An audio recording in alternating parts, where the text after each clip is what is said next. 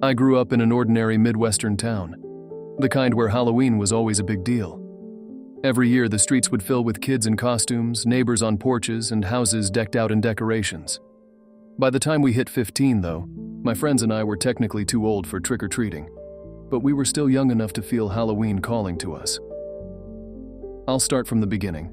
My 3 friends, Cooper, Paul, and Andrew.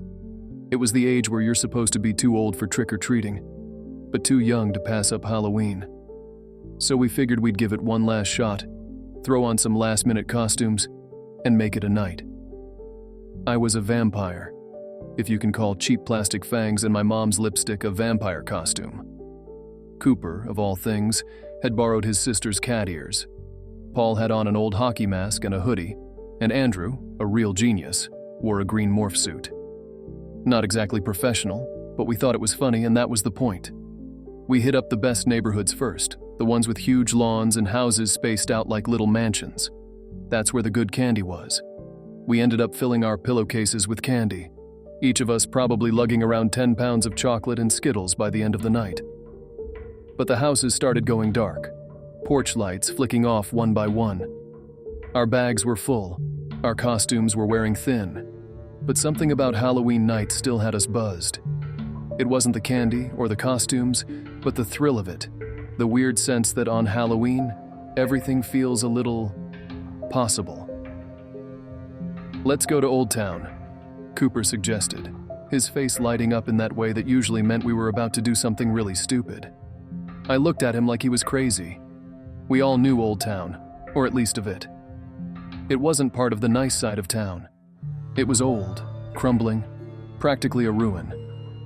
The kind of place our parents would tell us to stay away from if they even knew we were thinking about going there. "No one goes there, Coop," I said, feeling a little chill just at the idea. "Exactly," he grinned. "Think of it like a Halloween adventure. Plus, no one's there to tell us to get lost, and if we're done with treats, we can start with some tricks, right?" He had a point. And like I said, it was Halloween, so we were feeling just bold enough to consider it. We went back to Cooper's garage, stashed our candy, grabbed our bikes, and set off toward the other side of town, that little shiver of fear growing as we got closer. The second we entered Old Town, I knew it had been a mistake. First, there were barely any working streetlights, so we had to ride in near darkness. The wind was colder here, the air thicker. No decorations, no kids running around with bags of candy, just a long stretch of crumbling houses, gaping windows, and broken fences. "This place is seriously messed up," Andrew muttered, glancing around like he half expected someone to jump out at us. I tried to shake off the feeling, but the farther we went, the worse it got. Briarwood wasn't just empty, it was dead. And then we reached this house near the center of the neighborhood, one that looked older than the others, like it had been abandoned for a century. The front yard was a mess of weeds and garbage, the porch was sagging, and the front door was ajar, creaking in the wind. "Think anyone lives here?" Paul whispered, his eyes wide. "Only one way to find out," Cooper grinned, already halfway up the walk. Paul, Andrew, and I stayed back, calling him an idiot, but not actually trying to stop him. It was just a dare, right? We thought we'd all laugh, he'd knock, and we'd get out of there. But then Cooper actually knocked on the door. It was silent for a few seconds. Then the door, it creaked open.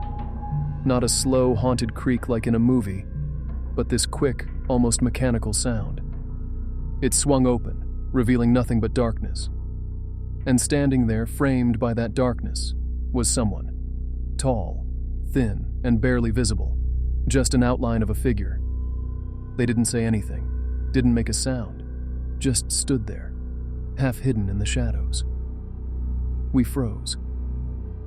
At first I thought it was some teenager trying to mess with us, but then the figure took a step back, melting into the shadows, and without a word, the door swung open wider. "Okay, this is seriously messed up," I muttered, feeling the urge to back away. "Probably some weirdo," Cooper whispered, but even he looked nervous. Then, as if on cue, we heard footsteps. Not from inside the house, but from around the side, slow and deliberate. Heavy, dragging footsteps. And then we saw them. 2 figures, stepping into view from the shadows around the corner of the house. They were dressed normally, but the way they moved was all wrong. Slow, careful, like they were pacing themselves. They stopped about 20 feet away, and I realized that both of them were staring at us, their faces completely blank. There was something off about their eyes, like they weren't seeing us. Not really, just looking through us. We stumbled back, ready to make a break for it, when we realized something horrifying. Our bikes were gone. "What the?" Paul whispered, his face pale. We'd left them right there, leaning against a fence just a few feet away, and now they were gone, like they'd been erased from the street entirely. "Oh man, we need to go," Andrew stammered, his voice barely above a whisper. The figures just stood there, staring at us. The dark door behind us stood wide open, and more figures had started appearing, pale, almost blank faces, each staring at us with that same dead-eyed look. I could feel my heart pounding in my chest, the urge to run building with every second.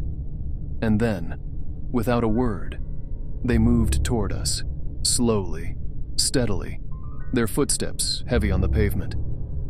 We bolted. We ran down the street, twisting and turning around corners, hoping we'd lose them. But the whole neighborhood seemed like it was closing in on us. Every street looked the same, every house a mirror of the last. No matter how fast we ran, we couldn't find our way out. It was like we'd been swallowed whole by the place.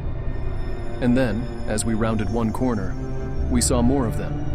At least 3 or 4 figures standing at the end of the block, waiting, watching. It was like they knew exactly where we'd be. "We're trapped," Paul panted, looking over his shoulder. "They're everywhere." "Maybe if we hide, they won't find us," I whispered, my voice shaking. "There's got to be somewhere." We found a narrow alley between 2 houses and ducked inside, pressing ourselves against the wall, trying to catch our breath. The silence was suffocating. I could hear my own heartbeat pounding in my ears, each beat growing louder and louder. But then we heard it again. Those slow, deliberate footsteps. They were getting closer, coming down the alley. I held my breath, pressing myself as flat as I could against the cold, damp wall. Cooper's arm was shaking beside me, and Andrew looked like he was about to cry. But none of us made a sound. The footsteps came closer, then stopped right at the mouth of the alley. I peeked out, and there they were. 3 figures, just standing there, inches away from where we were hiding, their faces blank, their eyes staring straight ahead, unblinking. For a long, awful moment, none of us moved. I didn't even dare to breathe, hoping against hope that they'd just leave. But then one of them turned, their gaze locking right onto mine. And in that moment, I knew. They'd been playing with us the whole time. I bolted, pulling the others with me, and we ran back out into the open. The figures were everywhere now, emerging from the shadows, moving toward us with a calm, unhurried determination. We were cornered. I looked around, my mind racing, desperate for any way out. And then I saw it. A fence, barely holding together, but just low enough that we might be able to climb over it. "Go! Go!" I shouted, shoving Paul toward it. One by one, we scrambled up and over, landing in a backyard full of weeds and broken glass. We sprinted through it, stumbling and tripping, and found ourselves on a different street, one that looked a little more familiar. But even as we ran, I could feel them behind us, hear their footsteps echoing in the dark. We didn't stop until we saw the first hint of dawn on the horizon, the gray light slowly spilling over the town. Only then did we dare look back. And they were gone. No figures, no dead-eyed faces, just empty streets and a quiet we didn't dare disturb. We never went back to Old Town. and we never saw those faces again. I moved away a few years later. Cooper, who still lives in town, told me that a few years ago most of Old Town burned down in a major fire. Nothing but ashes were left. That triggered the town to invest in a major revitalization project. The place is unrecognizable now, I'm told. All I have to say is good riddance. It couldn't have happened to a better place.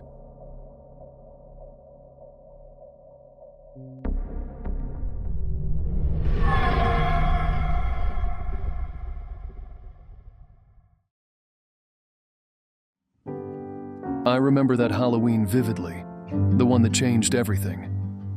I was 13, and my sister Sarah was 11. Our neighborhood was a quiet place, filled mostly with elderly folks who didn't care much for the holiday. Year after year, we'd dress up and knock on doors that rarely opened, collecting more disappointed sighs than candy. Our parents tried to make up for it by buying sweets, but it wasn't the same. We craved the authentic trick-or-treating experience, the kind we'd seen in movies and heard about from friends. "Please, Mom, can't we go somewhere else this year?" Sarah pleaded at dinner one night. Dad exchanged a glance with Mom. "We'll see what we can do," he said. A few days later, Mom told us she'd called Aunt Shelley, her sister who lived across town. Aunt Shelley and Uncle Mark were known for their extravagant Halloween parties, the kind that drew crowds and whispers. They had a daughter, Kelly, who was 16. We weren't close with her. The age gap made sure of that. Aunt Shelley said you two can trick-or-treat in their neighborhood and then join the party afterward, Mom announced. Sarah and I exchanged excited looks. This was it. The chance we'd been waiting for. Halloween night arrived. I dressed up as David from The Lost Boys, complete with a faux leather jacket and fingerless gloves. Sarah went as an undead nurse, her face painted pale with dark circles under her eyes. As we pulled up to Aunt Shelley's house, I felt a thrill run through me. The place was decked out with cobwebs, flickering jack-o'-lanterns, and eerie lights that bathed the yard in an otherworldly glow. "Look at you two," Aunt Shelley exclaimed as she opened the door. "Absolutely terrifying." Uncle Mark popped his head out from the kitchen, waving a spatula. "Hey kiddos, ready for some Halloween fun?" The house was already buzzing with early party guests.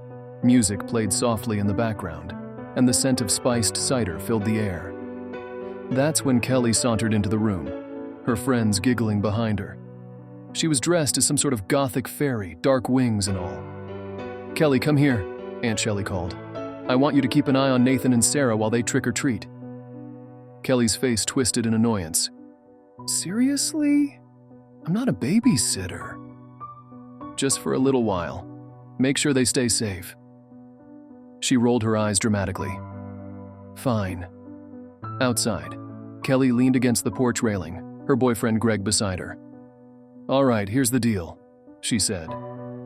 "You two stay on this street and don't go wandering off. I'll be right here." I frowned. "But there are only like 15 houses here." "That's the point," Sarah whispered to me. "She doesn't want to watch us." We started down the street, and true to our expectations, it didn't take long to hit every house. Our bags were pitifully empty. When we returned, Kelly looked up with a smirk. "Done already?" "There aren't many houses," I said. She glanced back into the house where Aunt Shelley and Uncle Mark were laughing with their guests. "All right, I'll make a deal with you. I know a neighborhood where you can get a ton of candy, but you'll be on your own. Just don't tell anyone. Deal?" Sarah's eyes lit up. "Deal." Before I could object, we were piling into Greg's car. Kelly's friends followed in 2 other cars, laughter and loud music filling the air. I felt a knot in my stomach, but pushed it aside. This was our chance for the Halloween we'd always wanted. We pulled into a neighborhood that was everything ours wasn't. Brightly lit, with kids and parents roaming the sidewalks, laughter echoing off the houses. "Be back here in an hour," Kelly said, turning to face us. "Don't be late. I don't want to get in trouble." Got it, I replied. As they drove off, leaving us at the entrance, Sarah grabbed my arm. Let's go. The place was incredible. Every house was decorated, and the residents seemed genuinely happy to see us. Our bags grew heavy with full-sized candy bars, homemade treats, even small toys. We were giddy with excitement, wandering further and further in, losing track of time and direction. Maybe we should head back, I suggested after a while. Just a few more houses, Sarah insisted. We turned onto a new street, and an uneasy feeling washed over me. This street was different, darker, quieter. The festive atmosphere faded behind us. Sarah, let's go back, I urged. Don't be such a coward, she chided, marching ahead. Reluctantly, I followed. The houses here were more spaced out, some with boarded-up windows or overgrown lawns. The glow of streetlights was sparse, leaving long stretches in shadow. That's when we heard it, the low rumble of an engine. Turning around, I saw a white van idling at the end of the street. Its headlights were off, the silhouette of its frame barely visible. Maybe we should go, I whispered. Before we could move, the van began to creep toward us. A window rolled down as it pulled alongside. Well, aren't you two the cutest? An old woman leaned out, her face gaunt but smiling. Something about her grin sent a shiver down my spine. Thank you, Sarah replied politely. Are you lost? Trick-or-treaters don't usually come this far. We're fine, I said quickly. Nonsense. How about a ride back to where it's brighter? She offered. From the corner of my eye, I saw the side door of the van slide open. A young man and woman sat inside, beckoning us with friendly smiles that didn't reach their eyes. We should get going, I said, grabbing Sarah's hand. The van moved ahead a bit and stopped, blocking our path. The old woman stepped out, and I was startled by her height. She loomed over us, easily over 6 feet tall. Come now, it's not safe out here, she said, her tone soothing yet menacing. Run, I whispered to Sarah. We dropped our candy bags and turned to flee, but strong arms grabbed us from behind. Panic surged as sacks were thrown over our heads. I tried to scream, but a hand clamped over my mouth. We were lifted and tossed into the van, the door sliding shut with a sinister thud. The ride was short, but felt like an eternity.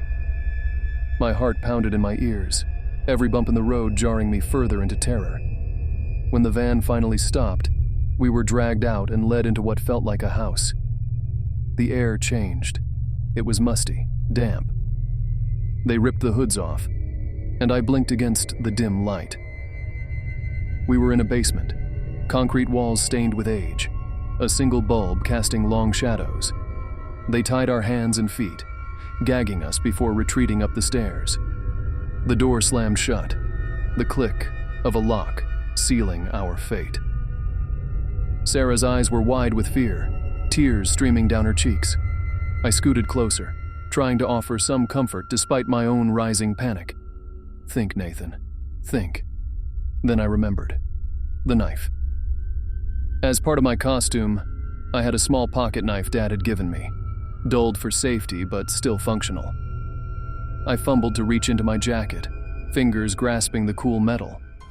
Carefully, I started sawing at the zip ties binding my wrists. It felt like hours, but finally, they snapped. I freed my feet and then helped Sarah with hers. She pulled out her gag, gasping for air. What do we do? She whispered. I looked around. The basement windows were small and set high on the wall, but they were our only chance. Help me with this, I said, moving toward one of them. We stacked some old crates and a broken chair beneath the window. I climbed up and pushed against the glass. It was already cracked, and with a few hard presses, it shattered outward. Careful, Sarah warned, as I cleared away shards. I hoisted myself up, squeezing through the narrow opening. The jagged edges cut my arms, but adrenaline dulled the pain. Once outside, I turned back to help Sarah. She was halfway through when the basement door burst open. Heavy footsteps thundered down the stairs. "Hurry!" I urged, grabbing her hands. Just as I was about to pull her free, she was yanked back violently. Her scream was muffled as a large hand clamped over her mouth. "No!" I shouted, reaching into the darkness. A rough hand shot out, grabbing my ankle. I kicked hard, pulling free, and fell backward onto the cold ground. Voices shouted from inside. "One got out! Get him!" I scrambled to my feet and ran. I didn't look back. Vaulting over fences, darting between houses, I pushed myself beyond exhaustion. My lungs burned, my legs ached, but I couldn't stop. I don't know how long I ran before I collapsed on someone's front porch. My knuckles were bloodied from pounding on the door. "Help! Please help!" The door opened to reveal a startled couple, their costumes a stark contrast to their concerned faces. "Dear God, what happened?" the woman exclaimed. "Call the police," I gasped. "They have my sister." Everything after that was a blur. Sirens wailed in the distance, red and blue lights flashing. Paramedics checked me over as I tried to explain between sobs. Mom and Dad arrived, their faces etched with fear and relief as they embraced me. "I tried to save her," I kept saying. I tried.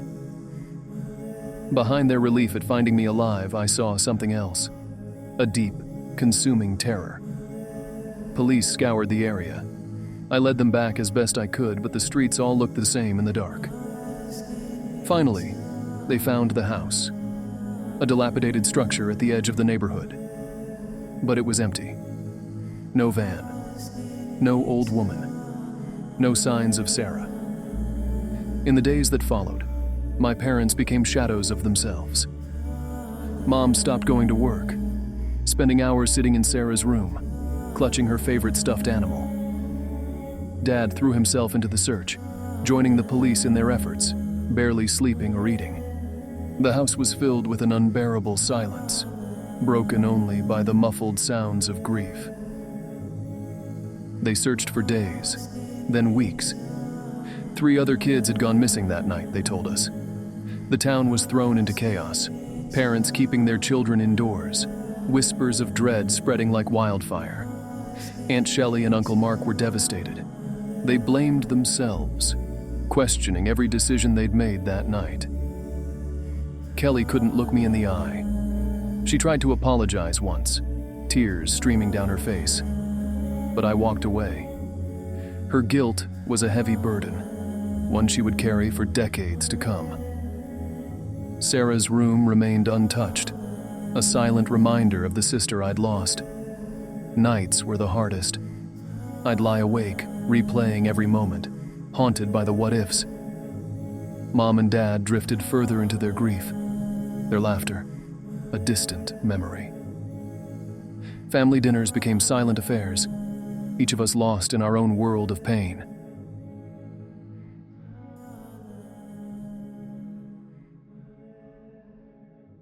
Decades have passed, but the guilt remains.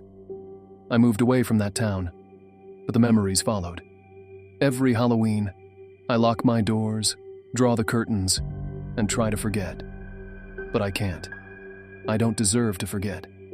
Some nights, I think I hear her voice, a faint echo carried by the wind.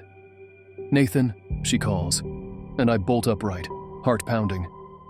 I failed her. They never found Sarah. Not a trace. The case went cold, another unsolved tragedy. But I know she's out there somewhere, trapped in that moment, just as I am. So heed my warning. The real monsters aren't the ones from our nightmares, but those who exist in reality, hiding behind ordinary faces. Stay vigilant.